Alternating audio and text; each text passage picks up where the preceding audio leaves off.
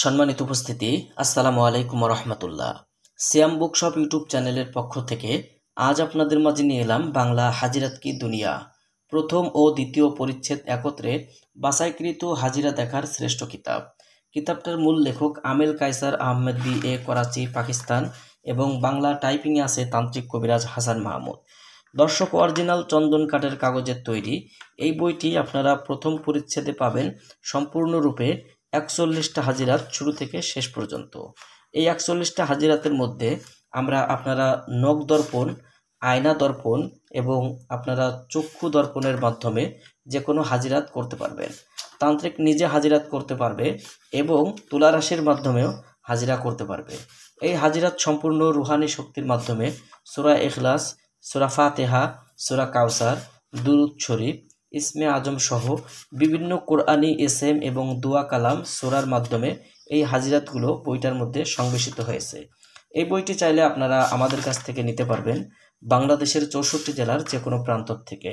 Courier সার্ভিসের মাধ্যমে ঘরে বসে এই বইটি অর্ডার করতে অগ্রিম 200 টাকা দিতে হবে। নাম, ঠিকানা, ফোন নাম্বার দিতে হবে। আমরা আপনাদের ঠিকানায় বই পাঠিয়ে দেব। বই হাতে পাওয়ার পরে বইয়ের বাকি সম্পূর্ণ টাকা পরিশোধ করার সুবিধা আপনারা আমাদের কাছে পেয়ে যাবেন। দর্শক, প্রথম পরিচ্ছেদে সর্বমোট আপনারা এখানে দেখলেন 41টা হাজিরাত। এরপর আপনারা দ্বিতীয় পরিচ্ছেদে গেলে পাবেন আরবি আবজাদ হরফের মাহাত্তা এবং নকশা, যেখানে পাবেন আলিফ থেকে শুরু করে ইয়া পর্যন্ত 29টা হরফ দিয়ে কি ধরনের কাজ করা সম্ভব, কোন হরফের মাধ্যমে কোন মুয়াক্কেল নিযুক্ত এবং কি রোগ নির্ণয় করা সম্ভব এই অক্ষরগুলো দিয়ে। এইভাবে আপনারা পাবেন দ্বিতীয় পরিচ্ছেদ আরবি হরফের 29টা অক্ষর দিয়ে।